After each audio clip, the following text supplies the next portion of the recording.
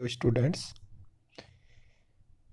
BSc part first in organic chemistry के class में आज हम बात करने वाले हैं हाइड्रोजन अणु के लिए संयोजकता बंध सिद्धांत की। लास्ट वीडियो में हम बात कर चुके हैं कि संयोजकता बंध सिद्धांत क्या होता है, इसकी क्या विशेषताएं होती हैं। तो देखिए, संयोजकता बंध सिद्धांत को सर्वप्रथम वैज्ञानिक हाइटलर और लंदन के द्वारा 1927 में दिया गया और उसके बाद इसका पुनः प्रतिपादन जो पॉलिंग एवं स्लेटर के द्वारा किया गया वो 1933 में जाकर के किया गया। यहाँ पर जो 1931 से लिखा हुआ है, इन्होंने अपना जो वर्क है वो 1931 में शुरू कर दिया था, लेकिन जो फाइनल आउटपुट है वो 1933 में आया था। अब हम बात करते हैं, क्योंकि लास्ट वीडियो में हम संयोजकता बंध सिद्धांत की विशेषताओं की बात कर चुके हैं और यहाँ पर विशेषताएं आपको दे रखी हैं कि यहाँ पर परमाणु कक्षकों का रेखीय संयोजन होता है। दूसरी विशेषता यह है कि वहाँ पर वीवीटी ने यह बताया था कि दोनों परमाणुओं के मध्य इलेक्ट्रॉनों की साझेदारी होती है और जो साझेदारी का इलेक्ट्रॉन युग्म है वो कैसा होता है, स्थानीकृत होता है, लोकेलाइज्ड रहता है, लोकेलाइज्ड होता है। तीसरा, जब हम बात करते हैं तो हमने ये भी देख लिया था कि इलेक्ट्रॉन की साझेदारी से जो सहसंयोजक बंध बनता है उसमें परमाणुओं की पहचान बनी हुई रहती है, जबकि इलेक्ट्रॉनों की पहचान पूरी तरीके से ख़त्म हो जाती है। तो इस तरीके से हमने विशेषताओं की बात कर ली थी और विशेषताओं की बात करने के बाद हम इस निष्कर्ष पर पहुंचते हैं वीवीटी के अनुसार या संयोजकता बंध सिद्धांत के अनुसार कि जिन दो परमाणुओं के मध्य में सह संयोजक बंध का निर्माण होना है वो दो परमाणु प्रारंभ में एक दूसरे से अनंत दूरी पर होते हैं। उन दोनों के मध्य में आकर्षण बल कार्य करता है और यह आकर्षण बल जो है, प्रारंभ में आकर्षण बल का मान ज़्यादा होता है। जैसे जैसे वो परमाणु नज़दीक आते हुए जाते हैं तो आकर्षण बल ज़्यादा प्रभावी होता है एवं इसके पश्चात एक स्थिति ऐसी आती है कि और नज़दीक जाने पर प्रतिकर्षण बल का मान ज़्यादा होने लगता है। और ऐसी स्थिति जिसमें आकर्षण बल का मान प्रतिकर्षण बल के मान के बराबर हो जाता है उसे हम बोलते हैं साम्य दूरी। उस स्थिति में दोनों परमाणुओं के मध्य में जितनी दूरी होती है उस दूरी को हम बंध दूरी या अंतरानाव की दूरी या बंध लंबाई के नाम से जानते हैं।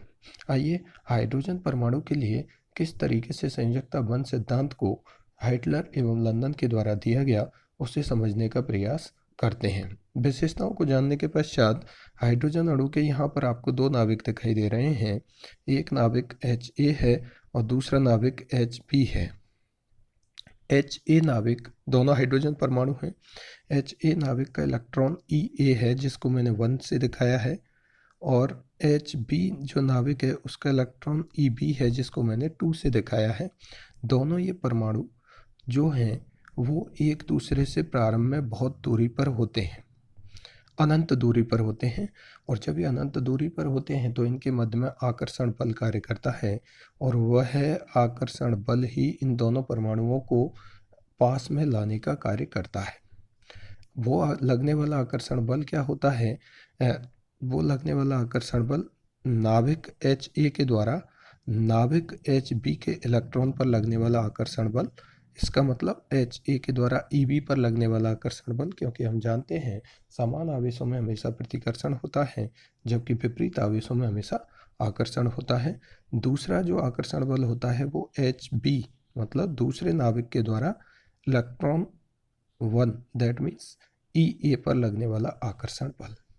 जैसे जैसे परमाणु पास आते हैं आकर्षण बल बढ़ता हुआ जाता है, लेकिन एक निश्चित सीमा तक पास आने के बाद इन दोनों परमाणुओं के मध्य में और दूरी कम होने पर प्रतिकर्षण भी लगता है और वो जो प्रतिकर्षण होता है वो प्रतिकर्षण इस इलेक्ट्रॉन का इस इलेक्ट्रॉन के साथ और इस नाविक का इस नाविक के साथ, दैट मीन्स इस प्लस का इस प्लस के साथ और इस माइनस का इस माइनस के साथ आकर्षण बल लगता है, क्योंकि ये दोनों समान आवेश हैं और समान आवेशों में हमेशा प्रतिकर्षण होता है। प्रतिकर्षण से हमेशा ऊर्जा बढ़ती है और जब ऊर्जा बढ़ती है तो स्थायित्व कम हो जाता है।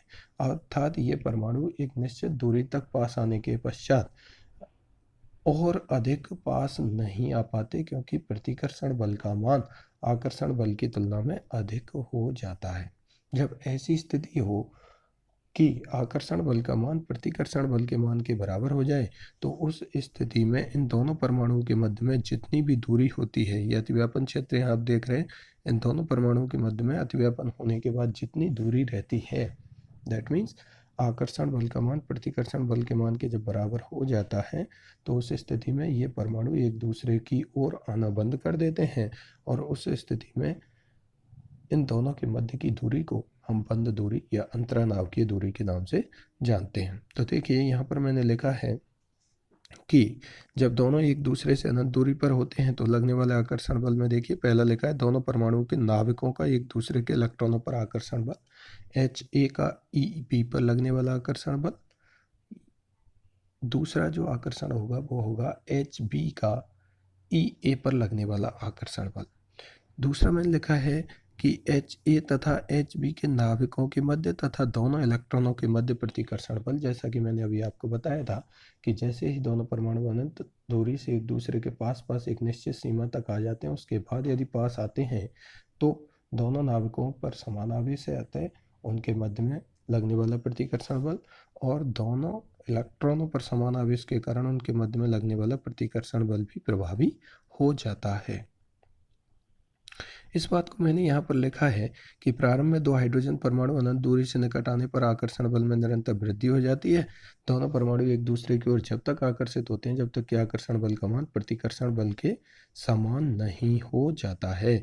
इस समय इन दोनों परमाणुओं के मध्य की दूरी को क्या बोलते हैं, हम अंतरानावकीय दूरी के नाम से जानते हैं, और इस अंतरानावकीय दूरी को ही हम बंध लंबाई कह सकते हैं, क्योंकि इस स्थिति में आकर्षण बल का मान उन दोनों परमाणुओं के मध्य में प्रतिकर्षण बल के मान के बराबर होता है।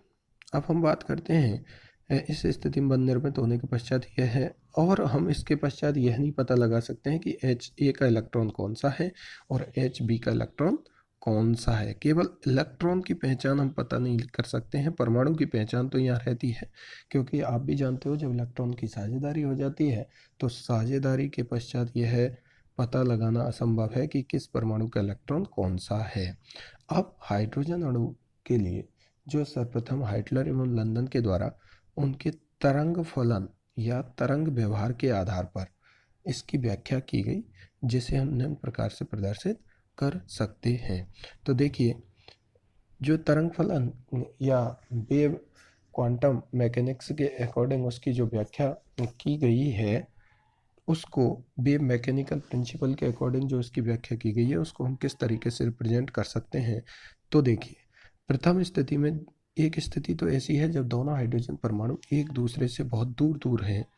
तो देखिए HA मतलब एक नाविक अपने इलेक्ट्रॉन पर आकर्षण बल लगा रहा है, दूसरा नाविक अपने इलेक्ट्रॉन पर आकर्षण बल लगा रहा है। तो ये स्थिति हो गई प्रथम स्थिति में जब दोनों हाइड्रोजन परमाणु एक दूसरे से अनंत दूरी पर हैं, तो दोनों नाविकों को अपने अपने इलेक्ट्रॉनों पर क्या लग रहा है, आकर्षण बल लग रहा है। ठीक है, जब अनंत दूरी पर है और ये आकर्षण बल लग रहा है। उसके पश्चात दूसरी, तो इसमें ये हो जाती है हमारी संरचना फर्स्ट में HA1 HB2। HA1 से मतलब है H1 और 2 यहाँ पर इलेक्ट्रॉन को रिप्रेजेंट कर रहे हैं। HA आपका एक हाइड्रोजन का नाविक है, HB आपका दूसरे हाइड्रोजन का नाविक है। ये संरचना फर्स्ट है। जब ये दोनों परमाणु एक दूसरे से अनंत दूरी पर हैं तो दोनों परमाणुओं के नाविकों का अपने अपने इलेक्ट्रॉनों पर आकर्षण बल लगता है। उसके आधार पर हमने संरचना फर्स्ट लिखी है। यहाँ 1 इलेक्ट्रॉन को दिखा रहा है, HA नाविक के इलेक्ट्रॉन को दिखा रहा है, 2 HB नाविक के इलेक्ट्रॉन को दिखा रहा है। दूसरी स्थिति में जब अतिव्यापन हो जाता है तो यह निर्धारित करना संभव नहीं हो पाता कि HA का इलेक्ट्रॉन कौन सा है, HB का इलेक्ट्रॉन कौन सा है। तो ऐसी स्थिति में जो संरचना है वो सेकंड हमको दिखाई देने लगती है। और संरचना सेकंड से मतलब क्या है कि HA2 इंटू HB1। HA2 का मतलब है जब दोनों पास पास आ जाएंगे तो HA नाविक HB नाविक के इलेक्ट्रॉन, जिसको हमने क्या लिखा है 2, उस पर आकर्षण बल लगाता है, तथा HB नाविक प्रथम नाविक Ha के इलेक्ट्रॉन पर आकर्षण बल लगाता है, जिसको हमने लिखा है 1। तो ये संरचना सेकंड कब उत्पन्न होती है हमारे सामने? ये संरचना सेकंड तब उत्पन्न होती है जब दोनों परमाणु एक दूसरे के पास इतने पास आ जाते हैं कि उनके परमाणु कक्षकों के मध्य में अतिव्यापन हो जाए। उस स्थिति में संरचना सेकंड हमको देखने को मिलती है। संरचना फर्स्ट को हमने इक्वेशन नंबर 1 दिया है, संरचना सेकंड को हमने इक्वेशन नंबर 2 दिया है। अब इन दोनों संरचनाओं के आधार पर हम तरंग फलन की व्याख्या आसानी से कर सकते हैं, क्योंकि जब किसी भी सिस्टम के लिए हम तरंग फलन निकालते हैं तो उनका जो कुल तरंग फलन होता है वह उनके गुणनफल के बराबर होता है। जैसे मान लीजिए कोई तंत्र है, कोई सिस्टम है, उसमें दो वेरिएबल्स हैं, एक वेरिएबल ए है, दूसरा वेरिएबल बी है, और यदि उनके तरंग फलन ए का साई ए है और दूसरे वेरिएबल का तरंग फलन साई बी है, तो कुल जो तरंग फलन होगा वह psi is equal to psi A into psi B होगा। दैट मीन्स जब हम कुल तरंग फलन निकालते हैं तो वह कुल तरंग फलन जो भी उसके कंपोनेंट्स होते हैं उन कंपोनेंट्स के गुणनफल के बराबर होता है। अब हम बात करते हैं कि जब हमारी संरचना फर्स्ट हमको जो इक्वेशन नंबर 1 में ऑब्टेन हुई है, उसके लिए यदि हम तरंग फलन की बात करें तो एच ए नाविक के लिए मैंने तरंग फलन लिया है साई ए, और एच बी नाविक के लिए मैंने तरंग फलन लिया है, एच ए नाविक के लिए तरंग फलन क्या मानेंगे आप? साई ए। और एच बी नाविक के लिए आपको तरंग फलन मानना है साई बी, ठीक है। और एच ए के लिए इलेक्ट्रॉन मानेंगे आप 1, और एच बी का इलेक्ट्रॉन रहेगा वो रहेगा 2। तो संरचना फर्स्ट के लिए जब हम तरंग फलन लिखेंगे जिसे हम बोलेंगे साई फर्स्ट, तो वो होगा Sai A 1 into psi B 2, ठीक है। साई ए 1 यहाँ इलेक्ट्रॉन को दिखा रहा है, और साई बी 2 से मतलब है यहाँ पर वो इलेक्ट्रॉन को दिखा रहा है। वो कौन से नाविक का है? एच बी नाविक का इलेक्ट्रॉन है। तो देखिए यहाँ से हमारा साई 1 का मान आ जाता है कितना? साई 1 जो हमारा किसके लिए? संरचना फर्स्ट के लिए है, वो आ जाता है psi A 1 into psi B 2। Clear? Psi 2 की यदि हम बात करते हैं जो हमारा किसके लिए? ये संरचना सेकंड के लिए। किसके लिए? संरचना सेकंड के लिए। जो आप इक्वेशन नंबर 2 में जाएंगे तो आप देखेंगे, देखिए ये संरचना 2 है, ये संरचना 2 है। यदि इसके लिए आपको साई देखना है तो साई ए 2 इंटू साई बी 1 क्या आएगा इसका? साई ए, और यहाँ लिखेंगे हम 2 इंटू साई बी 1, ये आएगा। तो देखिए हमने नीचे संरचना साई 2 के लिए लिखा है, ये संरचना सेकंड के लिए है, और संरचना सेकंड का तरंग फलन जो निकल करके आएगा वो ये होगा, ये फ्रॉम इक्वेशन नंबर 2। अब जो कुल तरंग फलन जब हम निकालते हैं तो एक वैज्ञानिक था रिट्ज ने अपना सिद्धांत दिया था, और रिट्ज ने अपना सिद्धांत देकर के ये बताया था कि कोई भी अणु ऐसा है जिसमें, या कोई भी तंत्र ऐसा है जिसमें एक से अधिक इलेक्ट्रॉन है, तो उस अणु का जब कुल तरंग फलन निकाला जाता है तो वह कुल तरंग फलन जो होता है वो उसके जितने भी कंपोनेंट्स होते हैं, जैसे साई जो कंपोनेंट है यहाँ, जैसे यहाँ पर साई जो कंपोनेंट है, वो जो साई होगा वह है साई 1 प्लस साई 2 के बराबर, या मान लीजिए साई 1 प्लस साई 2 तो होगा ही होगा, प्लस साई 2 प्लस साई 3, जितने भी कंपोनेंट होंगे उनके सम के बराबर होगा। लेकिन इनके आगे हम कांस्टेंट और जोड़ देते हैं, C1 C2 C3। ये क्या है? ये वो हैं मिश्रित गुणांक, इन्हें हम बोलते हैं मिक्सिंग कोफिशिएंट। लेकिन ये C1 psi 1 C2 psi 2 C3 Sai 3 केवल तब ही अप्लाई होता है, अर्थात कुल तरंग फलन का मान जब हम निकालते हैं तब C1 C2 C3 का उपयोग केवल तब किया जाता है जब उस तंत्र में इलेक्ट्रॉनों की संख्या एक से अधिक हो।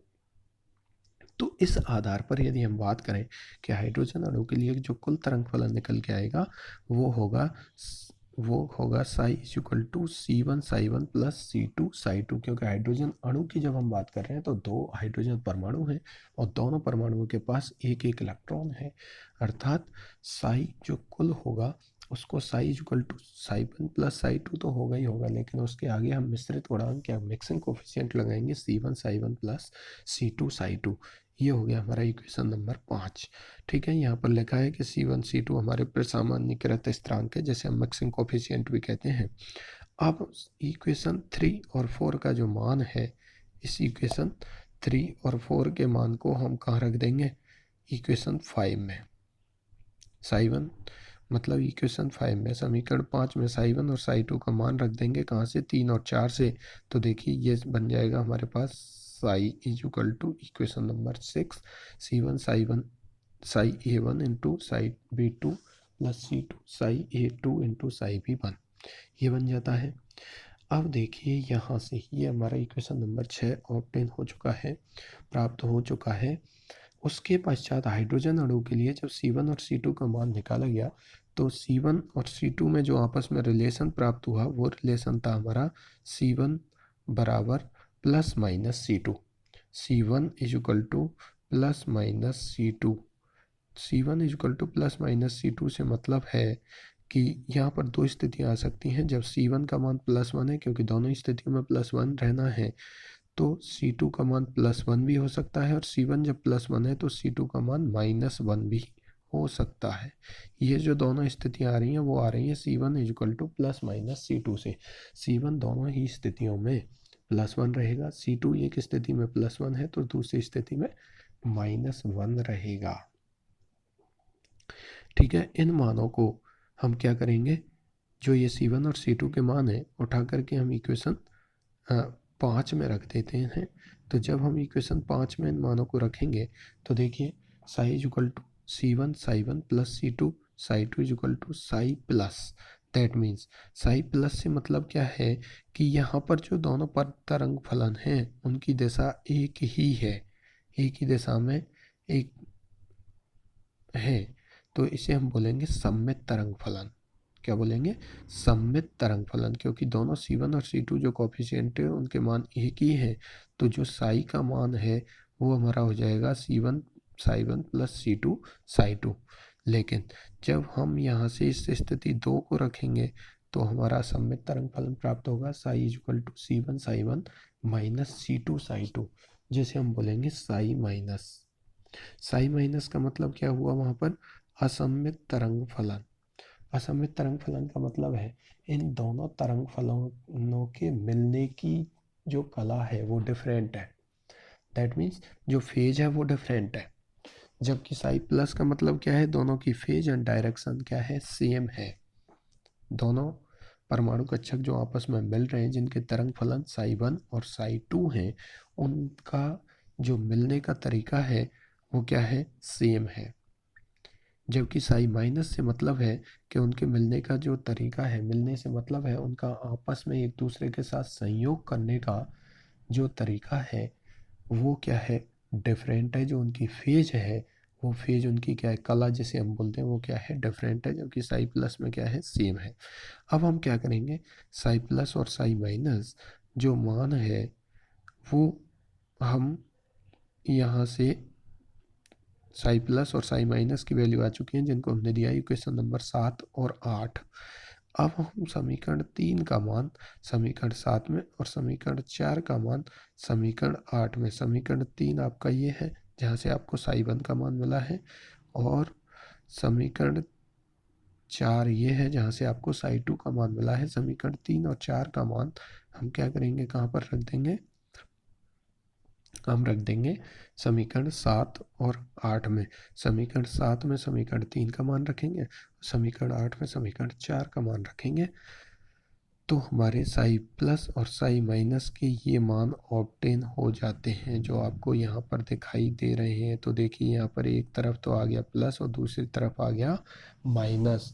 प्लस वाला आपका सममित तरंग फलन को दिखा रहा है, सममित मतलब इन दोनों की जो फेज है वो सेम है, और माइनस जो आपको दिखा रहा है वो असममित तरंग फलन को दिखा रहा है। दैट मीन्स दोनों तरंग फलनों का जो इंट्रैक्शन हो रहा है, इंट्रैक्शन का मतलब जो मिलना है या उनकी जो फेज है वो क्या है, डिफरेंट है।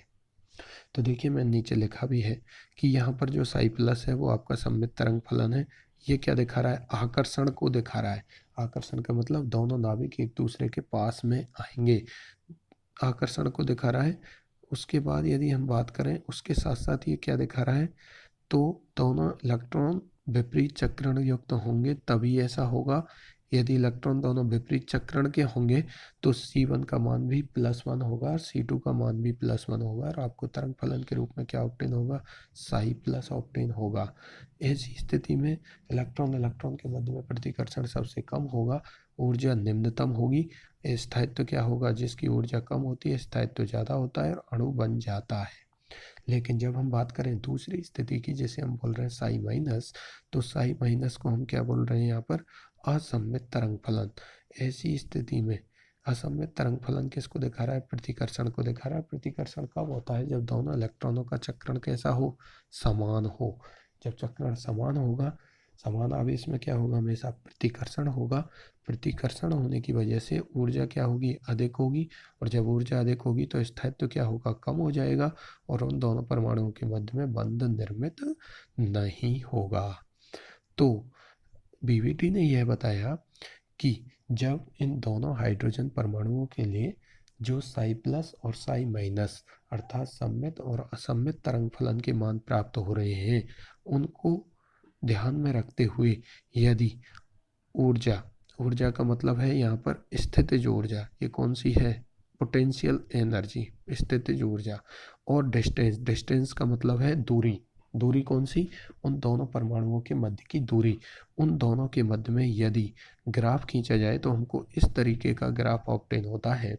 इस ग्राफ से हमें यह पता चल रहा है कि जैसे जैसे ये भाग, ये ई जीरो का मतलब ये माध्य स्थिति है, यहाँ पर ये जो जीरो है वो मध्य की स्थिति है। ऊपर की तरफ जा रहे हैं तो भी प्रतिकर्षण बढ़ रहा है और नीचे की तरफ जा रहे हैं तो भी प्रतिकर्षण बढ़ रहा है। इस ग्राफ को जब आप देखोगे तो यहाँ से यदि हम ऊपर जा रहे हैं तो भी प्रतिकर्षण बढ़ रहा है और नीचे आ रहे हैं तो भी प्रतिकर्षण बढ़ रहा है। जीरो वाली स्थिति ऐसी है जहाँ पर आकर्षण और प्रतिकर्षण एक दूसरे के बराबर है। तो देखिए, बीवीटी ने यह कहा कि जब साई प्लस हमारा होता है अर्थात दोनों इलेक्ट्रॉनों के चक्रण की दिशा हमारी विपरीत होती है तो उस स्थिति में हमको इस तरीके का ग्राफ ऑब्टेन होता है। जबकि जब हमारा साई माइनस होता है तो समान चक्रण के जब परमाणु होते हैं वो पृथक पृथक होते हैं और उनकी कलाएं जब विपरीत होती हैं इंट्रैक्शन की, तो हमको जो ग्राफ है वो इस तरीके से ऑब्टेन होता है।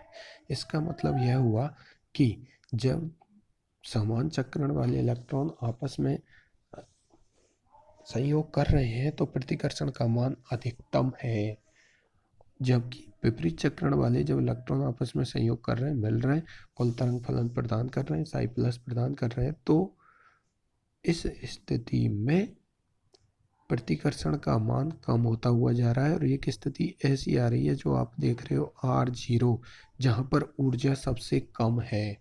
उस स्थिति में जो दूरी है, यहाँ से आप देख पा रहे हैं कि इस स्थिति में ये जो R0 आपको दिखाई दे रहा है, यहाँ पर सबसे कम ऊर्जा है और जब ऊर्जा सबसे कम है तो इस स्थिति में यहाँ से यहाँ तक की जितनी भी दूरी होगी, इसी दूरी को हम बोलेंगे क्या, अंतरानावकीय दूरी, और यही हमारी क्या कहलाएगी, उसकी बंध लंबाई कहलाएगी। तो मैंने यहाँ लिखा है कि इस ग्राफ से स्पष्ट है कि दो परमाणु के मध्य सहसंयोजक बंध के निर्माण में दोनों परमाणु के परमाणु कक्षक में उपस्थित इलेक्ट्रॉनों का विपरीत चक्रण में होना आवश्यक है।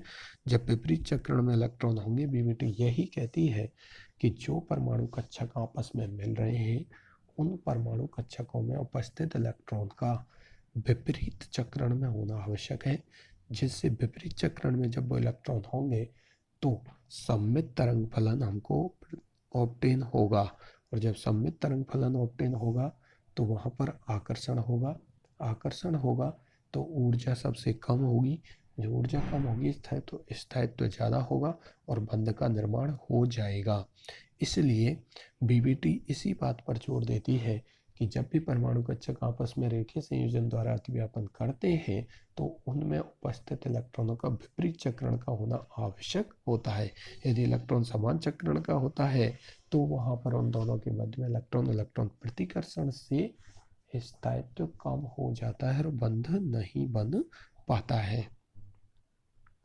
अब हम बात करते हैं कि जो पॉलिंग एवं हाइडलर एवं लंदन के द्वारा दिया गया सिद्धांत था, जब उन्होंने जो सिद्धांत दिया उस आधार पर यदि हाइड्रोजन अणु के लिए हम ऊर्जा और अंतरानावकीय दूरी ऊर्जा और अंतरानाव की दूरी को यदि हम प्रायोगिक तौर पर कैलकुलेट करें तो वो मान आया था 72.4। ये तो है इसकी ऊर्जा किलो कैलोरी पर मोल, और अंतरानाव की दूरी हमको प्राप्त हुई थी 0.80 एंगस्ट्रम, 80 एंगस्ट्रम इतनी प्राप्त हुई थी, जो कि प्रायोगिक मानों से क्या प्राप्त हुई, भिन्न। क्योंकि प्रायोगिक मान यदि H2 अणु के लिए देखे जाए तो प्रायोगिक मान पाए थे हमारे कितने, 103.2 किलो कैलोरी तो इसकी ऊर्जा थी, और 0.7474 एंगस्ट्रम हमारी क्या थी, अंतरानाव की दूरी।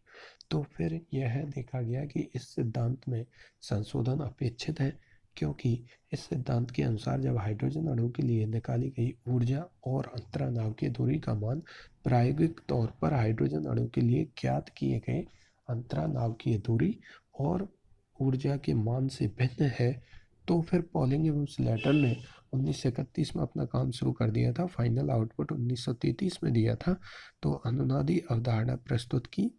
इसलिए इसी सिद्धांत को हम पॉलिंग एवं स्लेटर के सिद्धांत के नाम से भी जानते हैं। और इस अनुनादी अवधारणा के आधार पर उन्होंने क्या बताया, उन्होंने ये कहा कि इसमें अनुनादी संरचनाएं भी बन सकती हैं। इस वजह से ये जो मान आ रहे थे ऊर्जा और अंतरानाव की दूरी के, वो प्रायोगिक मानों से भिन्न आ रहे थे। बाद में उन्होंने ये स्पष्ट किया कि ये अनुनादी संरचनाएं किस तरीके से बन सकती हैं। तो आप देखिए, पॉलिंग एवं स्लेटर ने बताया कि ऐसा होता है कि जैसे ये दोनों परमाणु एक दूसरे के पास आते हैं तो कुछ समय के लिए एक परमाणु का जो इलेक्ट्रॉन, मतलब 3 संरचनाएं बन सकती हैं। आप यहाँ देखेंगे संरचना फर्स्ट, संरचना सेकंड और संरचना थर्ड। देखिए इन तीनों संरचनाओं का मतलब क्या है। संरचना फर्स्ट की यदि मैं बात करता हूँ तो संरचना फर्स्ट वो स्थिति है जब दोनों परमाणु एक दूसरे से अनंत दूरी पर है। HA के पास अपना इलेक्ट्रॉन है जो आपको बिंदु के रूप में यहाँ पर दिखाई दे रहा है, HB के पास अपना इलेक्ट्रॉन है, जो हमारी संरचना फर्स्ट थी जिसमें हमने लिखा था Psi-A1 into Psi-B2। लेकिन जैसे ये दोनों परमाणु पास आते हैं तो पॉलिंग एवं स्लेटर ने बताया, हाइटलर एवं लंदन ने तो यह बता दिया था कि इलेक्ट्रॉनों की पहचान जैसे वो अतिव्यापन करते हैं, एक निश्चित सीमा तक पास आते हैं, अतिव्यापन होता है, उसके बाद इलेक्ट्रॉनों की पहचान खत्म हो जाती है। HA का इलेक्ट्रॉन पर जो आकर्षण बल लगता है वो दूसरे पर भी लग सकता है, और HB का पहले वाले नाविक के इलेक्ट्रॉन पर भी लग सकता है। लेकिन पॉलिंग एवं स्लेटर ने बताया कि उस स्थिति में HA के पास दोनों इलेक्ट्रॉन आ जाते हैं। दोनों इलेक्ट्रॉन का मतलब अपने इलेक्ट्रॉन पर आकर HA के नाविक का अपने इलेक्ट्रॉन पर आकर्षण तो लग ही रहा था, जो हमने नाम दिया था 1। लेकिन साथ में जब नज़दीक आ जाएंगे तो HB के इलेक्ट्रॉन पर भी आकर्षण बल लग जाता है। इससे इस आकर्षण से इसके ऊपर आंशिक रूप से ऋणावेश आ जाता है, दोनों इलेक्ट्रॉन इसके पास आ जाते हैं, इसके पास इलेक्ट्रॉन की कमी हो जाती है तो HB+। तीसरी स्थिति में ये कहा गया कि ऐसा हो सकता है, ऐसा होता है कि HA जो, क्योंकि हमने बाद में देखा था कि HB के पास भी दोनों इलेक्ट्रॉन आ सकते हैं, तो तीसरी स्थिति जो हम बना सकते हैं कि HA वाला जो इलेक्ट्रॉन है वो HB के पास आ जाए तो HB के पास आ जाएगा नेगेटिव चार्ज, HA के पास आ जाएगा पॉजिटिव चार्ज। तो ये 3 संरचनाएं अनुनादी संरचनाओं के रूप में पॉलिंग ने दी थी हाइड्रोजन अणु के लिए, और बताया था कि HA या HB के पास ऋणावेश आ सकता है। किस वजह से आ सकता है कि वहाँ पर जो आकर्षण बल प्रभावी हो रहा था, उस आकर्षण बल की वजह से अपने नाविक का दूसरे के इलेक्ट्रॉन पर भी आकर्षण बल लग सकता है। इससे उसने ये कहा था कि जो संरचनाएं फर्स्ट और सेकंड हमारी बन रही थी इक्वेशन 1 और 2 में, वहाँ से हम संरचना 2 तरीके की संरचनाएं और बनाई जा सकती हैं, और वो संरचनाएं हो सकती हैं हमारी कौन सी, संरचना थर्ड एंड संरचना फोर्थ। देखिए यहाँ संरचना थर्ड हमने बनाई है किससे, संरचना सेकंड से, इससे बनाई है ये, और इस वाली संरचना से बनाया है हमने इसको। तो देखिए साई थर्ड जो है वो है Psi-A1 into Psi-A2, क्योंकि दोनों इलेक्ट्रॉन इसी के पास हैं तो तरंग फलन इसी का काम में लिया जाएगा। ऐसे ही जब हम संरचना फोर्थ की बात कर रहे हैं तो दोनों ही इलेक्ट्रॉन HB के पास हैं, तो यहाँ पर दोनों ही HB के पार्ट लेके जाएंगे Psi-B1, क्योंकि Psi-B के पास 1 का भी इलेक्ट्रॉन है और 2 का भी है, दोनों ही नाविकों के इलेक्ट्रॉन यहाँ पर हैं। ठीक है। अब जब हम टोटल निकालेंगे साई आई, तो हम निकालेंगे साई आई निकाला है, वो लिखा है Sai third plus psi fourth. यहाँ पर हम थर्ड और फोर्थ का मान, साई थर्ड का मान यहाँ से रख देंगे और साई थर्ड का मान यहाँ से रख दिया और साई फोर्थ का मान हम यहाँ से रख देंगे, तो हमको ये साई आई ऑब्टेन हो जाएगा। ठीक है। अब जो टोटल पॉलिंग एवं स्लेटर ने जब हाइड्रोजन अणु के लिए जो सिद्धांत दे दिया गया था, उसके बाद उन्होंने बताया कि जो सहसंयोजक लक्षण है वो तो हम दिखा सकते हैं किससे, Sai first plus psi second से। और आयनिक लक्षण हम किससे दिखा सकते हैं, क्योंकि अन्नादि संरचनाएं बन रही है, वहाँ पर आयन्स बन रहे हैं, प्लस और माइनस आ रहा है, तो हम दिखा सकते हैं साई थर्ड और साई फोर्थ से। इस आधार पर यदि हम उस अणु में या हाइड्रोजन अणु में कुल तरंग फलन की यदि हम बात करें, तो वो कुल तरंग फलन साई टी किसके बराबर होगा, इसके बराबर, psi T equal to psi plus plus lambda psi I. यहाँ पर साई प्लस आपका सममित तरंग फलन है, जो मान हमको प्राप्त हुआ था वो मान हम यहाँ रखेंगे। लेमडा हमारा क्या है कि जब बंध बन रहा है तो उसमें कितना आयनिक संरचनाओं का योगदान है, वो है आयनिक संरचनाओं का योगदान क्या दिखा रहा है, लेमडा। और साई आई हमारा क्या है, साई आई हमारा यह जो वैल्यू हमने निकाली थी अभी, ये साई आई का मान हो जाएगा ये। ठीक है। इस आधार पर हम साई आई को रख देंगे, तो हमको ये मान इस तरीके से प्राप्त हो जाएगा। जब हम इस इक्वेशन में जब डिफरेंट वैल्यूज को पुट करेंगे, साई आई की वैल्यू रखेंगे, साई प्लस की वैल्यू रखेंगे, तो साई टी हमारा ये प्राप्त हो जाएगा। इस तरीके से जब पॉलिंग एवं स्लेटर के द्वारा इस इक्वेशन को दिया गया, इसको और इसको देने के बाद जब हाइड्रोजन अणु के लिए बंध ऊर्जा और अंतरानाव की दूरी की गणना की गई, तो वह लगभग उतनी ही प्राप्त हुई जितनी कि प्रायोगिक तौर पर प्राप्त हो रही थी। इससे यह निष्कर्ष निकला कि पॉलिंग एवं स्लेटर के द्वारा दिया गया हाइड्रोजन अणु के लिए अनुनादी संरचनाओं के आधार पर दिए गया सिद्धांत सही है। उस सिद्धांत में जो हाइटलर एवं लंदन के द्वारा दिया गया जो संशोधन अपेक्षित थे वो इनके द्वारा कर दिए गए। लेमडा की वैल्यू अलग अलग मॉलिक्यूल के लिए अलग अलग हो सकती है। हाइड्रोजन के लिए लेमडा की वैल्यू 0.17 होती है। इसको पुट करते हुए हम बंध ऊर्जा और अंतरानाव की दूरी के मान प्राप्त करते हैं। Thank you.